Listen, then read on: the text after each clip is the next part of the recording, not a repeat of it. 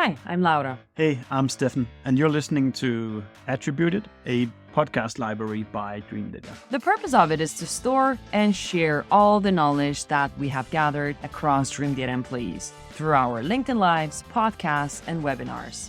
The typical topics you'll find here can be stuff like marketing, Sales, B2B ads, operations, social selling maybe. Hello and welcome everybody to this episode of Attributed. With us, we have an author of a book that is red and white. So we're really ready to get off on the Christmas holiday here. Today, I was just telling Emma just a second ago that we're finishing off this year in style in terms of positioning and messaging experts. In the spring, we had April Dunford. In the summer, we had Anthony Pieri. And now you, Emma, who have a seriously impressive CV when it comes to positioning and messaging. And really appreciate you taking the time to join us here in this show. The topic today is basically pretty much what it says on your new book cover as well. How to write simple tech messaging that wins hearts, minds, and markets. And I was just telling you just before that I've been in past CMO, leader of marketing roles where I probably underestimated the importance of all these things about how we position and message. But now that I'm a co-founder myself, I seriously see how, you need to understand product, you need to understand the market, the text you write needs to be appealing to a lot of people, but not too many, and so forth. So I'm really glad that you've said yes to continue this conversation with me. But Emma, I only know you through LinkedIn, and there's probably people here in Europe that have never heard about you before. So can you do the quick couple of minutes about yourself, your background, and what you do nowadays? Yeah, thanks, Steffen. I'm glad to be here. So, I'm Emma Stratton. I wrote a book, Make It Punchy, that came out this year, which really kind of encapsulates all that I've learned about what tech companies and startups struggle with messaging and how you can solve it. So I'm the founder of Punchy. So we are a training and consulting firm that helps high growth B2B tech companies win with positioning and messaging. So for the past 9, almost 10 years, I have partnered with CMOs, marketing teams, leadership teams at companies at all sorts of stages in helping them develop the right positioning and messaging that really highlights the awesomeness of their product and kind of helps them compete in crowded markets. So I've done that. And then for the past 3 years, I started training marketing teams. So I have a training program where I've trained teams at, Salesforce, Oracle, all sorts of places in my method of messaging, which is all about being simple, connecting to buyers on a human level.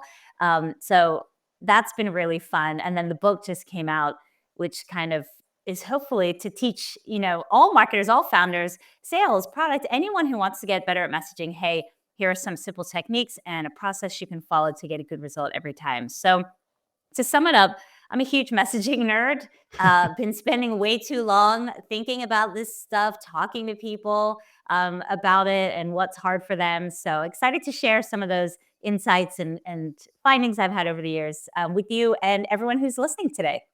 That's fantastic, Emma. I really appreciate it. Before we jump into kind of the framework, which I would love to learn by heart as well, how would you normally explain what positioning and messaging is to your non-tech world friends? Yeah, so positioning is a strategy. So I kind of define positioning as just deciding what is your product, who is it for, and what is the number one value that audience is going to get from it. So it's really just making a decision on, what is this? Yeah, who is our target audience? Not everyone. And hey, what are they going to find valuable?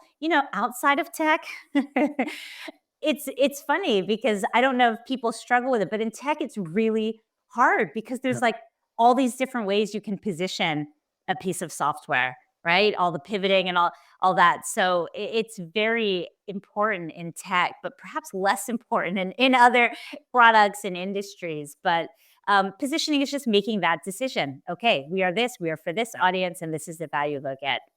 Messaging is the first step of how you start bringing that positioning to life in the market. And it is kind of really landing on that set of messages that articulate that positioning, right? So if you think about it, messaging is the first time that positioning becomes tangible, right? It's like that first step. And then the next step after that is copywriting, content creation, where you are flexing those messages across different channels.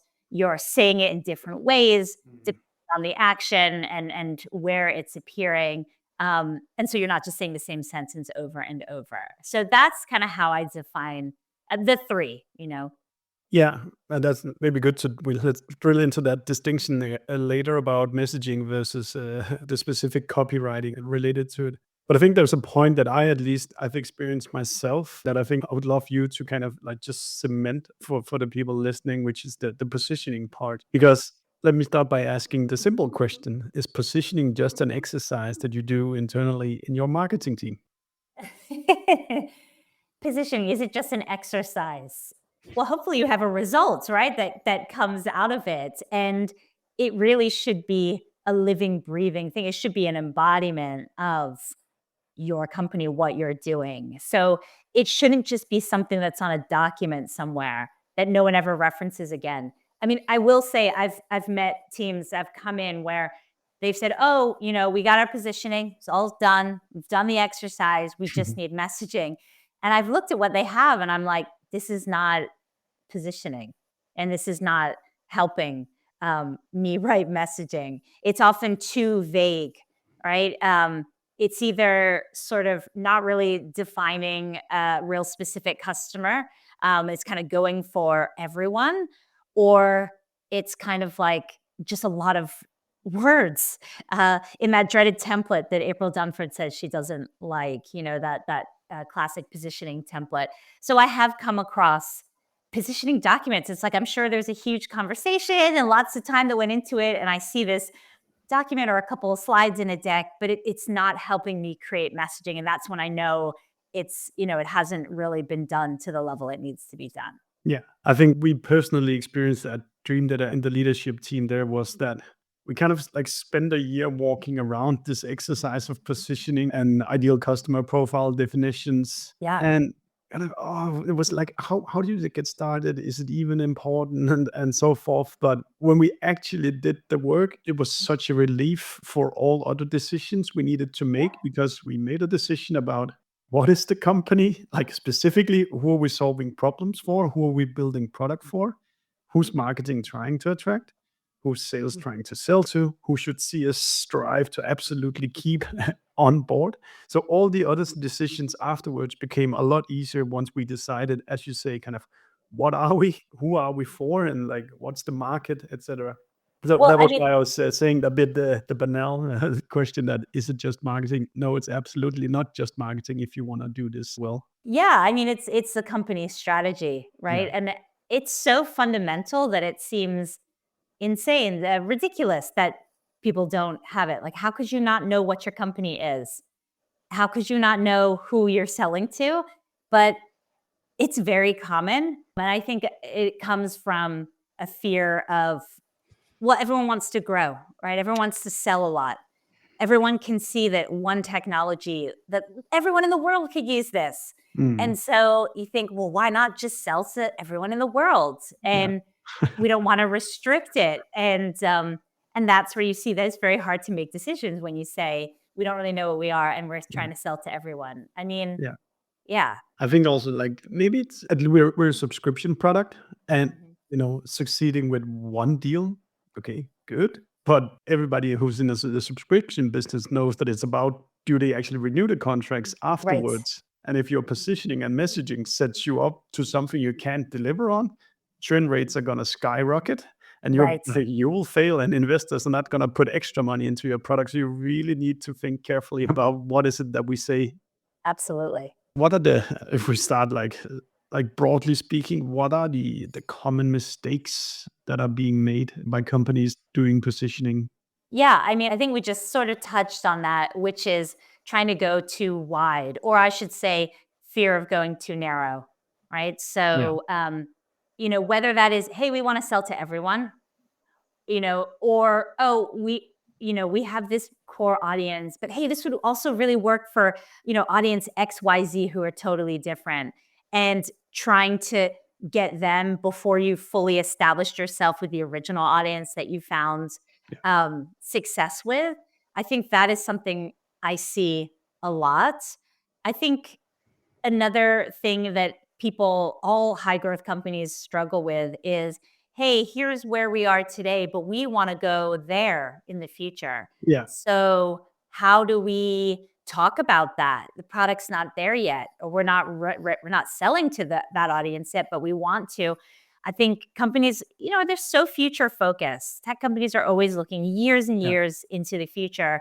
And so I often get asked, how do we message today when we want to talk about the future, but we're not there yet? So that tension, I think, is a very common challenge that companies have. So how do we, we're moving so fast.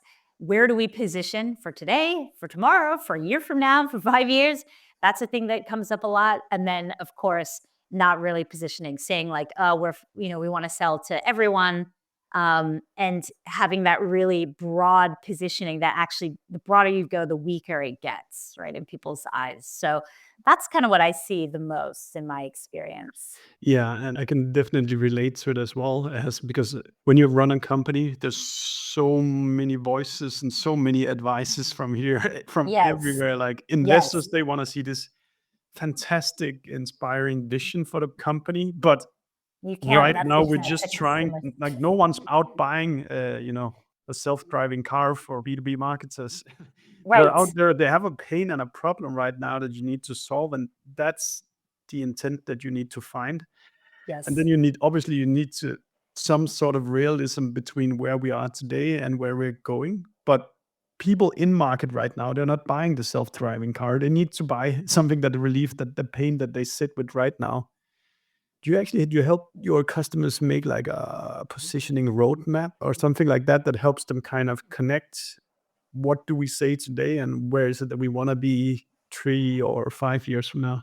So that's not part of my process. So I really just do positioning kind of as it relates to messaging if there's gaps. Yeah. But kind of an exercise I do with folks who are kind of exploring that is I'll kind of show them actually sort of what you're talking about, almost like a continuum or a spectrum Yeah. where of positioning. I have where they are on the left, and then I have very different sort of future forward on the right, and then I have a couple stops in between, and I show them what it would look like if they evolved their positioning. So at the right side is the future, the too far ahead one, and I always put that there so they can see what it looks like. And then I'll show steps in between so we can explore gradations of evolution without going all the way to the future.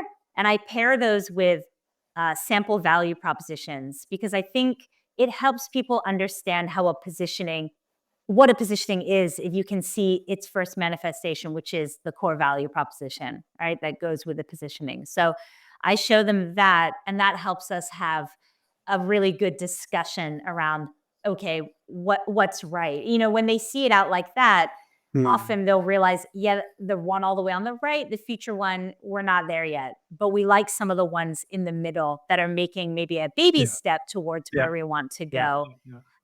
So I think people need to see it in order to have a conversation. It helps if they can see things and see rather than talking about it in abstract terms because, Absolutely. so that's what I do with teams. I think that's really healthy if we're showing that. We're already getting a lot of questions in the comments, and we'll pick them up very soon. Would love if you could kind of do an example of how you move your clients from when positioning is established. This is what we do, and this is who we sell to. How do you then help them start crafting these messaging bits? That's how it comes to life, the positioning that you've written down. Yeah. So this is what I kind of outline in the book, and I'll share here is that the first connection from positioning to messaging is the core value proposition. Yeah. Right. Because we talk about positioning is deciding who your audience is and the number one value, you offer them. And so that kind of unique value, I think April calls it differentiated value, but that piece from positioning should absolutely be reflected in the core value proposition. So I talk about in my book how I like to have one value proposition underpinned by 3 benefits, the VBF framework. And so first making that connection to the value proposition. There should be a resonance between that positioning and your value prop. And then benefits kind of go almost like a layer deeper and are a little bit closer to the product and show you. I call benefits as they're like superpowers. That's a way of thinking about them. A benefit is like a new superpower a user or a customer gets with your product. And so coming up with 3 benefits or superpowers that combined sort of add up to that value that we've stated in the value prop and also connects back to the positioning. So that's what I think it's all about, that the value proposition. And then underneath the value prop, that's when you're adding detail, right? You're getting a little bit, you're showing how you actually deliver it through those benefits. But that value prop is the connective tissue that goes from positioning to messaging. Do you typically enter into kind of a validation or like testing phase for when you've set the value prop and the benefits? This is personally one. I come a bit from like a digital marketing kind of spreadsheet thinking around marketing, that we run this test and we see what happens. But it's harder when it's copy, when it's messaging, because no one's gonna say that you made the right decision. You need to observe it like somewhere else. What's your thinking around that, Emma? Yeah. So I talk about this when I'm speaking. I'm not a hardcore data driven. I'm not like metrics lady. That's just not. I'm more of a kind of big picture sense person. So my favorite way of testing and validating messaging when I work with teams is to give it to the salespeople, right? And just start floating these messages, and they will know real quickly whether it's landing or not. When I do my messaging That one programs, didn't work.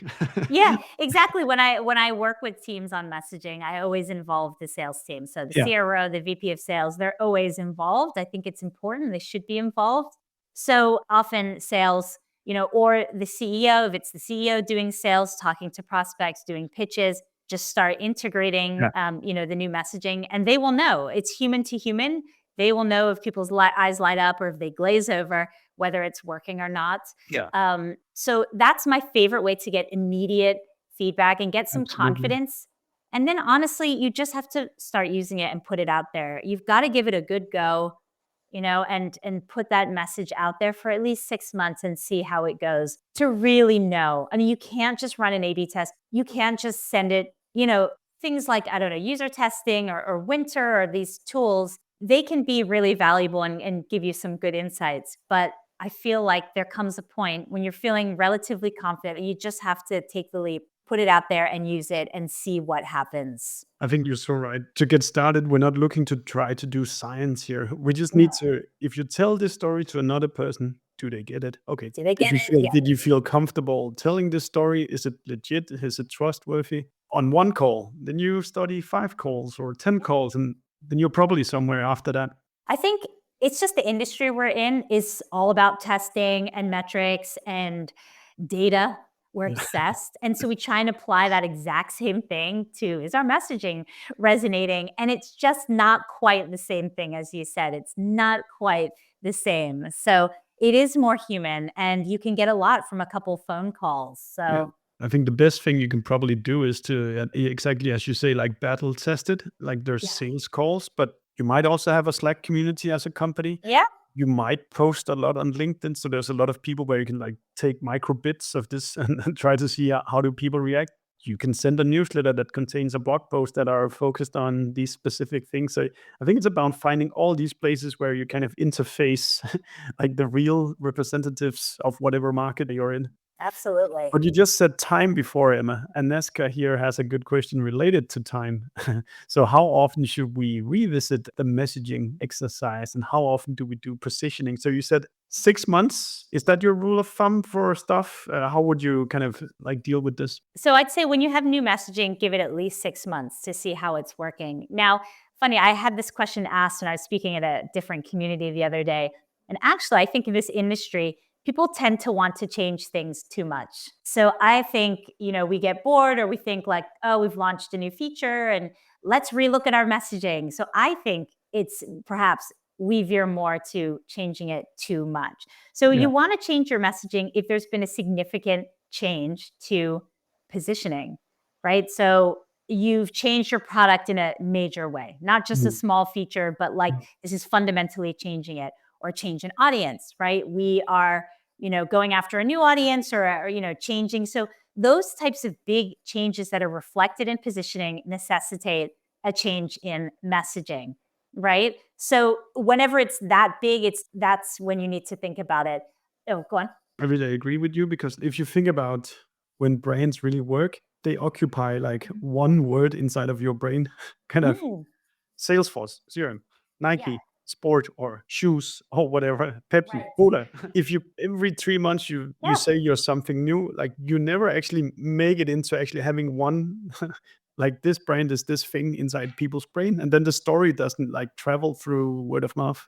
You're right. I mean, in the book, I kind of define messaging as one of the key ways that you build a perception of your product in the market. And think about it, like that really is part of the point of messaging, is to build that perception. Because if you build a winning perception in the market, that's really hard to compete. But what does it take to build a perception? A simple message repeated over and over and over and over and over and over again. And we don't want to do that. We get bored, or we think, oh, we've got this new thing we're launching, or we're excited about this, or hey, our competitors are talking about that now. That's hot. We got to talk about that as well.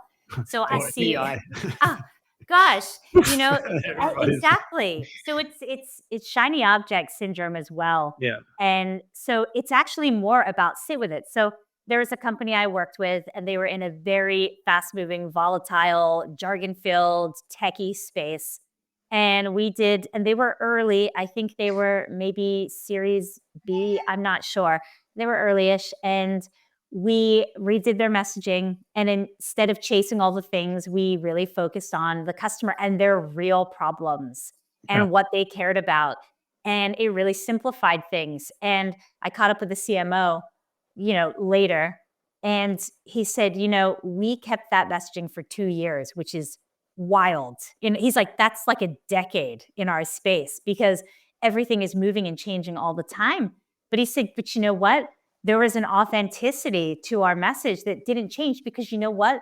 Our buyers' needs don't change every 5 minutes. We change every 5 minutes and we want to chase everything. But at the end of the day, your audience likely has some problems that are gonna still be there.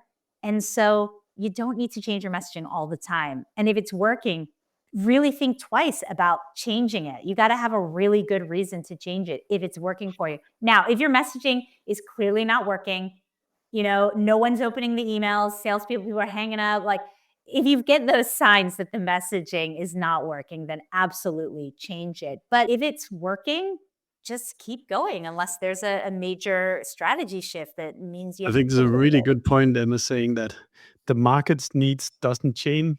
Or No. like if you're solving a problem that is like always present, Yes. you don't need to call it something new, because it's the same problem that you're solving, and that's what people can remember. That's But what I let's say found. The companies are, the need is the same, the pain is the same. What's rapidly changing is how companies are solving it. That's the rapid change. But at the end of the day, it's solving one thing, and customers see it that way, right? And we get into the weeds of, oh, now we're doing it this way. Well, now we're adding this. Now it's embedded in the platform. Now we've got AI now. But at the end of the day, it's still just the same problem we're solving.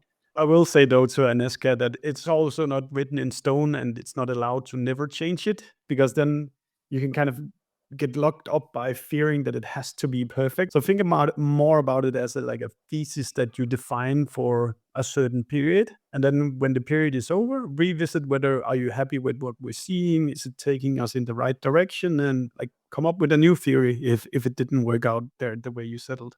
The questions are just flying in here, so I'll just pick some more, Emma. This is super awesome. Thank you, everybody who's writing. So Hannah is writing, how do you draw the line between wanting to have enticing messaging that draws people in versus directly stating what you do / benefits? Ideally, you'd have both, but finding that line can be hard. Yeah. So I'm guessing, Hannah, you're kind of talking about like more creative, messaging versus straightforward clarity. I'm guessing that's kind of what you're asking here.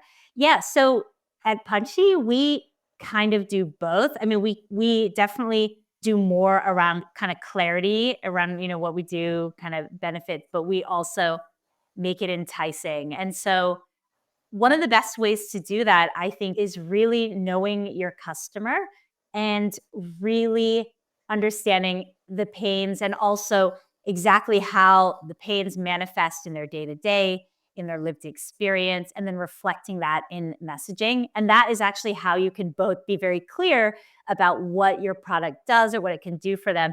And also, it can have emotive, resonance because it connects with something they've experienced. So I think there's a bit of like a message I use in my training, just as an example, that it's from Notion, and their headline was like, never ask what's the context again.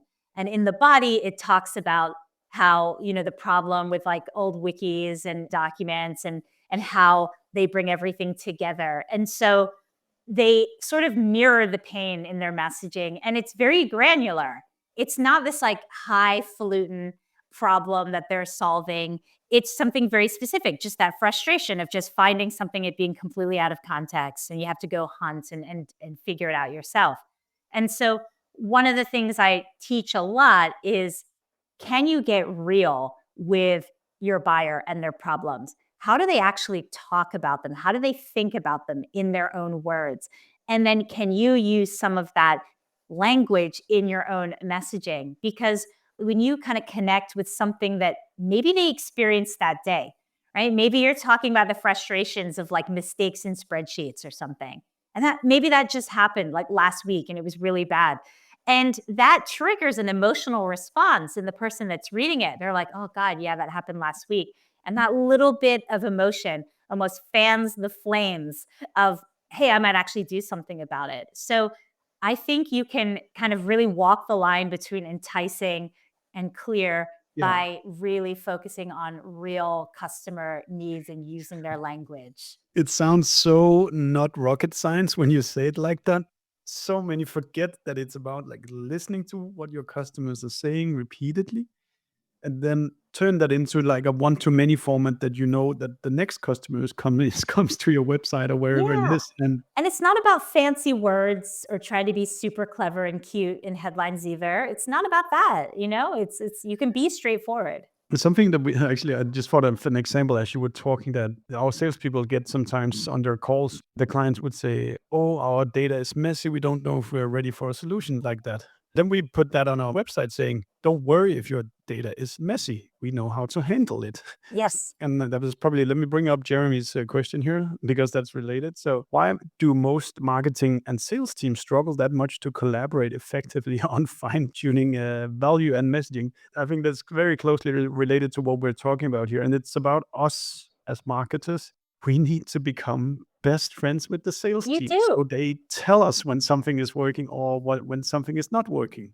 What's your experience, Emma, with this is like an evergreen B2B marketing problem as well? Yeah, I mean, this is cultural, departmental, so I'm a third party. So when I come in at a company, I absolutely draw in sales. I get them involved in the process. The reason why I love getting sales involved is, well, we know salespeople, like they go rogue and they say what they want. They will go off script. And so they're actually messaging testing all the time. They'll say different things. So that's a great resource to ask them. I love to say, what have you said in the past that has interested and like got people's attention? And what have you said in the past that has flopped and, it does not work? And they will give you all sorts of information around what they already know works or doesn't work, which can really help you. And then also they're almost like a great sounding board. So I remember back in the day, I worked with outreach a long time ago. This was before we were still established the sales engagement category. And I was running messaging with the whole team, and they were a sales-led organization. And their head of sales, Mark at the time, was like, I will not let any messaging go through that I don't feel comfortable saying right now. And he did. He voiced, and he was like, yep, I can picture us all saying that. Yep, it goes. So that should work, because if sales doesn't believe in the message and they think it's BS, they're not going to use it. So if you can just get together. So, I mean, at Outreach, what they ended up doing later on, they would have kind of listening party. They would have kind of like get-togethers, right, with marketing and sales just to talk. So I think if you can kind of get people together and just, I don't know if there's, politics or drama or personalities or whatever, just like, hey, everyone, let's just work together. We're both trying to do the same thing. If we work together and share what we know, we're going to get a better result and we're all going to be happier. So I just think people need to work together. But I know sometimes it's hard depending on the structure of your company. That's not always as easy as it is for me as a third-party consultant coming in. Yeah, I think one of the things we've always said to our salespeople as well is just, if you hear questions repeatedly, Yeah. say it out loud to the rest of the organization, because Right. there might be a product solution, there might be technical documentation mission, or maybe it's a blog post where we can give a much more elaborate answer than what you can do on a sales call to this. And then you just know that there's a blog post for this answer, so you can ship it off to them afterwards. Absolutely. So I'm obviously blinded by, I've never worked in like these like 10,000K Yes. employee organizations. So for me, it's like, it's obvious that you'd seek to engage across departmental silos to understand what does the world look like in different parts of our company. Yeah, everyone's got a different view, right? Customer success, they have another view, right? So Okay, let's just continue the questions. They're great. Keep them coming, Dable. So this is Jonathan. He's saying, how do you persuade tech companies to launch messaging beyond just slide feature functionality differentiation? Let me just add to Jonathan's question saying, should you do that or not? But the clients that have taken on bold messaging, Emma, how does that process work compared to if you're just like tweaking small changes in their copy? So are we asking like, how do you go beyond slight changes? So this looks like he's asking, do you just focus on this tiny little kind of feature differentiation, or do you tell like a bigger story? Like, how do you get people to tell a bigger story? That's how I'm reading this question. Yeah, go ahead. So, Yeah, I mean, what do you think? yeah, I think so. Differentiation is hard these days. True differentiation has never been harder. I think it's getting harder. It was hard years ago when I was doing this. I think it gets harder every day because there's just, not only are there more and more competition, but the categories are there's more categories. So you don't just compete against like one category, you're competing against like multiple kind of categories and spaces. You have this really diffuse competitive set. So it's not enough often to just say, oh, here's how we're different from them, because you're different. You really have to differentiate from so many things if you think about it.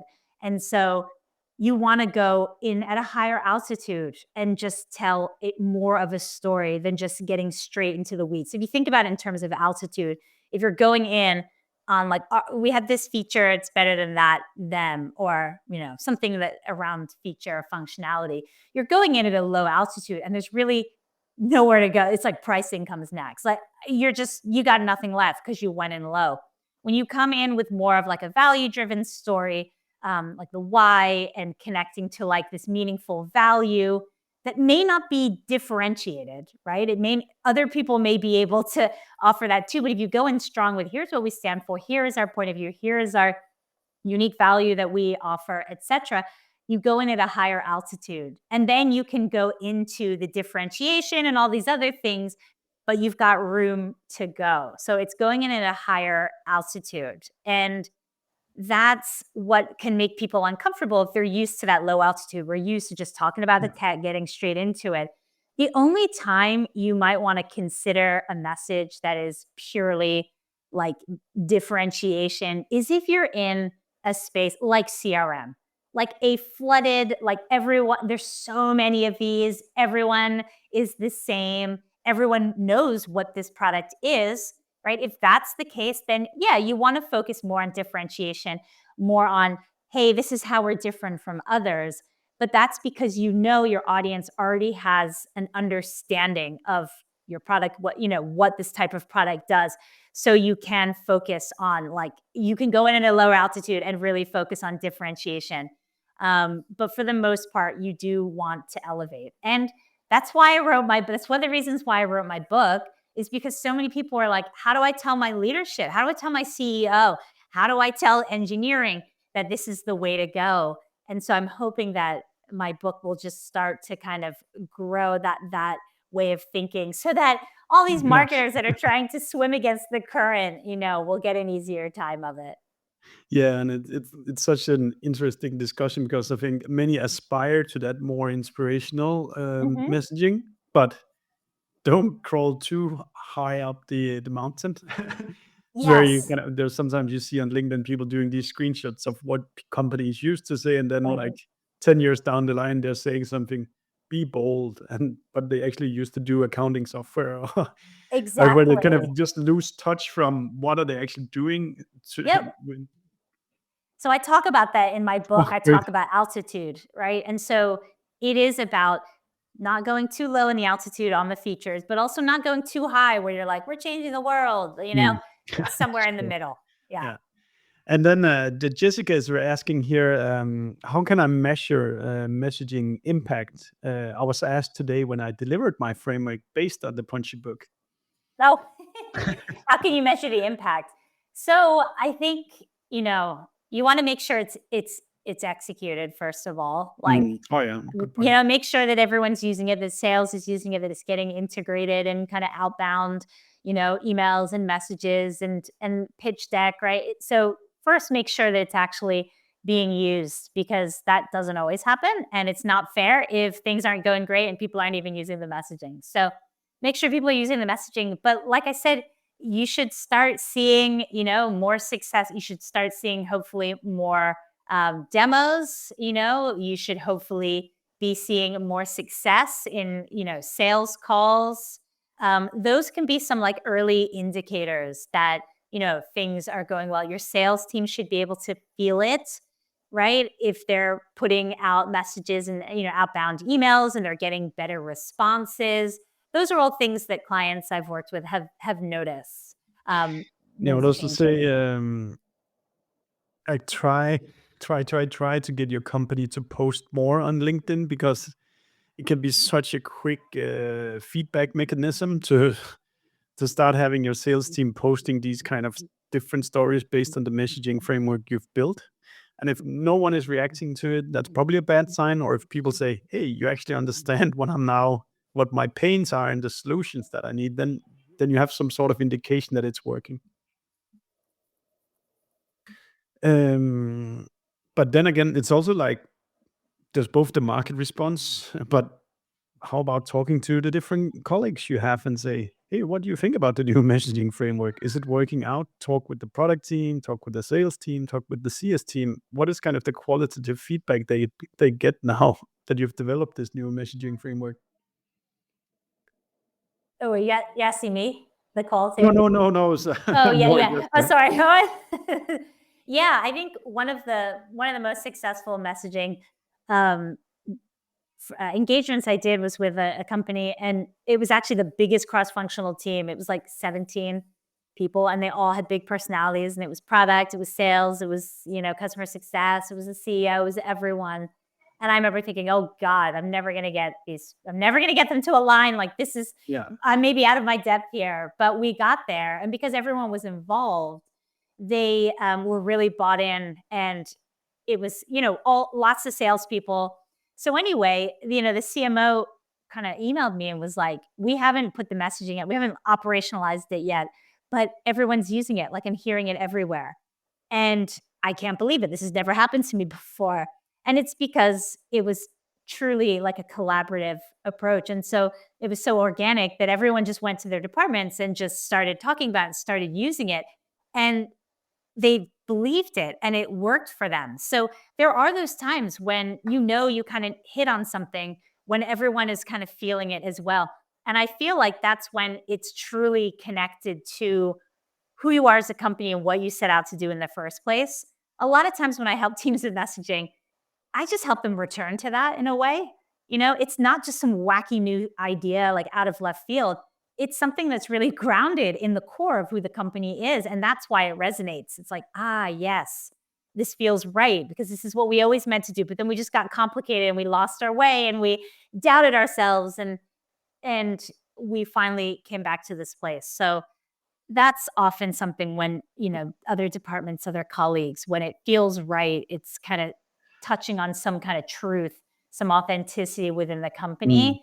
I think when it is something it's just words and it's glossy, that's when not everyone likes it. Some people like it, some don't, it gets very subjective. I think that's very true that if you've just done this in a silo and you've not spoken to other people in the company about the messaging framework you've developed, then the likelihood of it actually like getting absorbed by the organization and actually used is super small because It is. you need buy-in from people saying this is how it is. And then you just need to wriggle it into what aligns with the positioning framework and so forth afterwards. That's right. Claudia is asking to what is probably kind of a micro discipline in messaging, which is what do you think about framing your messaging through customer quotes? How do you approach including customer testimonials in your messaging?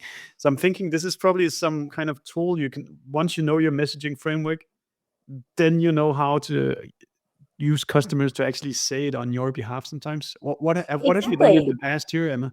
Yeah, that is something I've done, actually. I did with the team. So you have your messaging framework, you have your core benefit, you got your benefits.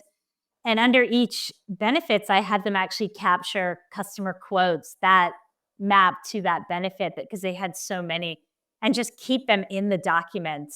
One, not just for testimonial, but also for customer language. So this is how customers actually said it themselves, or these are concrete examples of that benefit coming to life. So I like to use customer testimonials using their words in messaging. So not quoting them, but using same turns of phrases. I've done that. You can also use a customer quote in a headline. Sometimes that works as, at the top of the page, that if you have a really strong one. Another thing I like to do is have a little short testimonial that goes underneath like the benefit on a web page. So just having little bits like all over, integrating, almost giving that concrete example of that claim you've just put in the copy. So you're just getting the customer words, but you're also giving that sense of, wow, people are talking about this product, So I do really like kind of having little customer ones. So like one line, not big chunks, but just one line that really just says it. Because they can say the things that you can't, right? They can say like, this is the best, ROI ever, whatever. I don't know what they say, but you can't write that, but they can say that. So there are times when you can use that customer quote to say the things where it's tacky for you to say and unbelievable. But if a customer says it, it's powerful. Yeah, absolutely. And I'm almost thinking you should there's probably a way to think about what did you call them? You called your value propositions, or I'm sorry, people can hear somebody crying. It's my daughter who's hungry. Come on, get But her a snack. you should probably map all the claims that you have on your front page and say, do we actually have customer quotes for all these things? So we actually have the evidence that people actually can testify that what we claim is actually also true. And if you're a big company, you probably have like SMB market, mid-market, enterprise as well, where you need to cover all in this kind of matrix. Yeah, I mean, my messaging approach to creating messaging starts with customer interviews and finding out what customers say and think. And so the great thing about starting there is it gives you that validation that you're talking about the right things because it's based on the customer, and you get transcripts. And so you also will get some of those quotes from those calls. So it's a really good way to get everything you need. Like, it makes sure you come up with good messaging because it's based on what your customer said. It actually helps you with developing the messaging because you can use some of their language. And then you've got quotes that you can pull and kind of put in that bank of testimonials moving forward. I just started thinking as you were talking here about what kind of role that you've seen AI coming to play now in this game. Is it possible to use the work you do around positioning and messaging as kind of let's call it the prompt to kind of scale the copywriting? Have you been stepping into that yet? I haven't stepped into that. Like I said, I kind of focus on just the positioning and messaging strategy, which I don't believe you can hand over to AI at all, because it really is a thinking exercise. And I, really believe that kind of writing is thinking, right? So that the writing process is a thinking process on the page. And so figuring that out, I don't use AI for that. Um, However, moving into copywriting, yeah, I'm sure lots of people are doing that, maybe putting in, here's our messaging framework. Can you come up with, headlines and copy kind of based on that? Um, I don't know how successful, there's a lot of bad stuff that comes out because Absolutely. it's trained on all the jargon and all the buzzwords and fluff. So it gives a lot of that out. And do So you think if you're in a market where there's no competition at all, yeah, perhaps you can get away with the lazy AI copywriting? right. But if you're in a very competitive, like red ocean kind of market, which most of us in Most tech of are in, Yes. be careful about being generic because like no one will will listen to your story then. No, I think, it can help with fine tuning, right? So you already know, this is what my message is about. This is my headline is about this. The message is this. Sure, you can ask it to tighten it, make it more punchy, add this. I think, it can be a good thought partner if you don't have another one.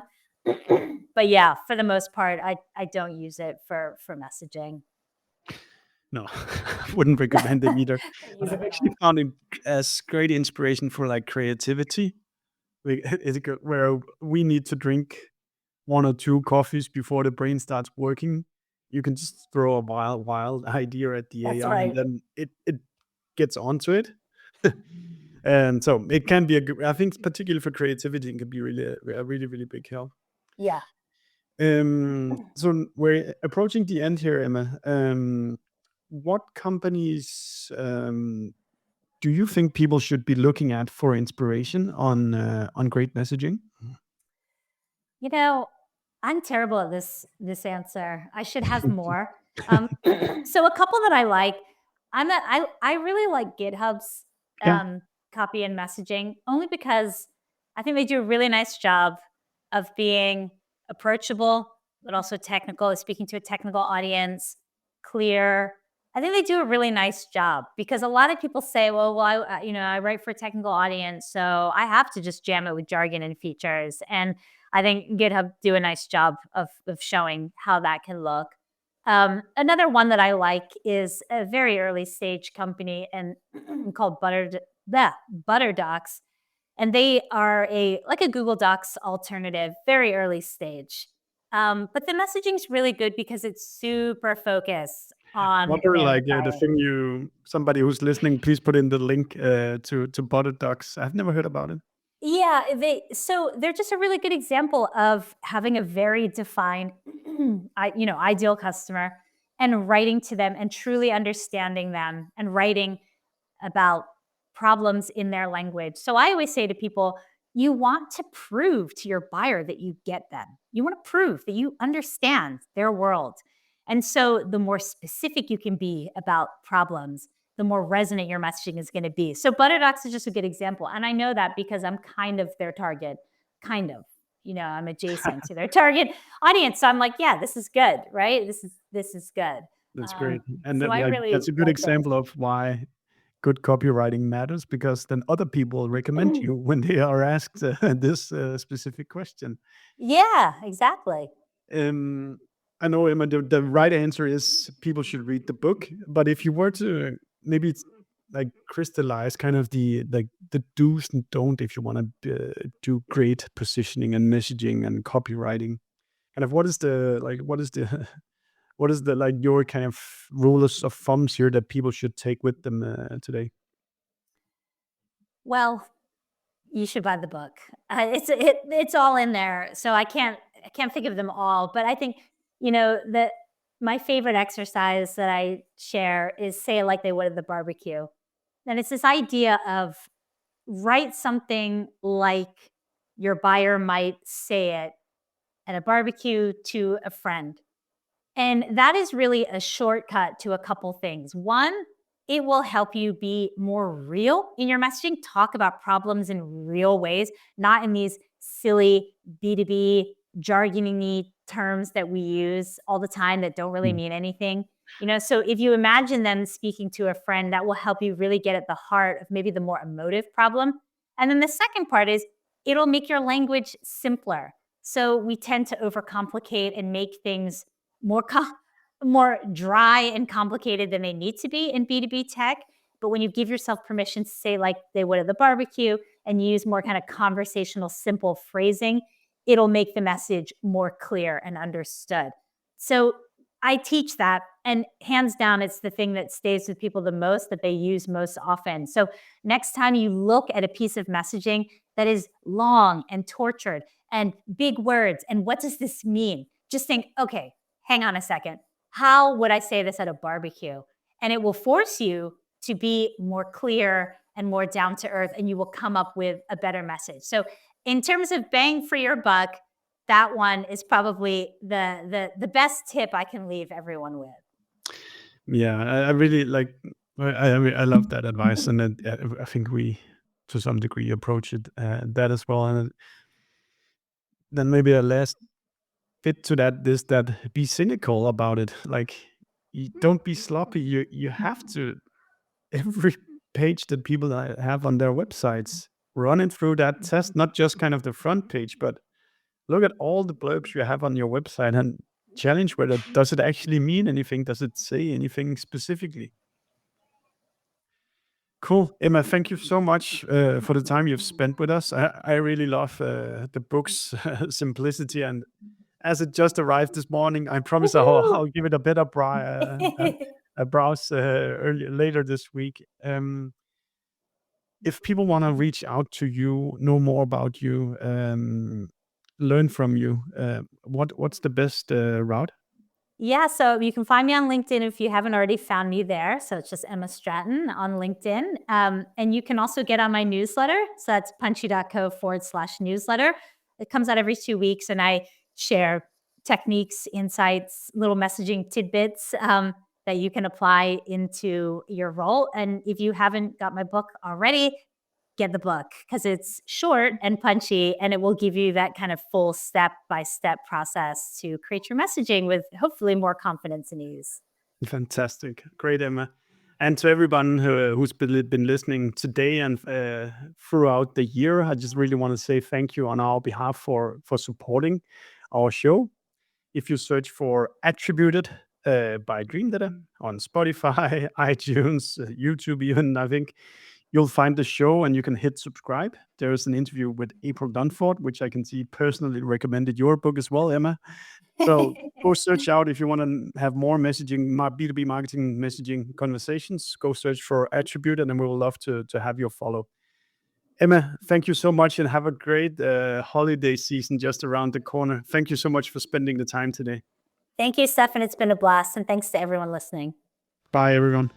We hope you like listening to us. Subscribe to our podcast and the ones that we have been guests on. And if you have any feedback for us, just do let us know. And should there be a guest that you think we should be talking to, then pitch us. We're looking forward to seeing you.